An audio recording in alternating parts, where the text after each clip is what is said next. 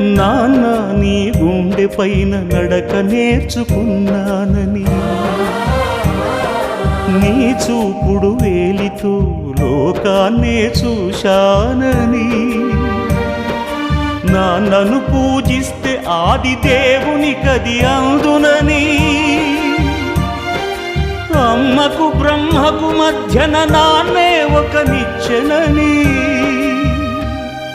తెలియనైతి తండ్రి, ఎరుగనైతి నాన్న. నాన్నంటే నడిచే దేవాలయమని మరచితిని, ఆత్మజ్యోతి చేతుల ఆపివేసుకుంటిని. మరచిపోయి కూడా నన్ను మన్నించొద్దమ్మా,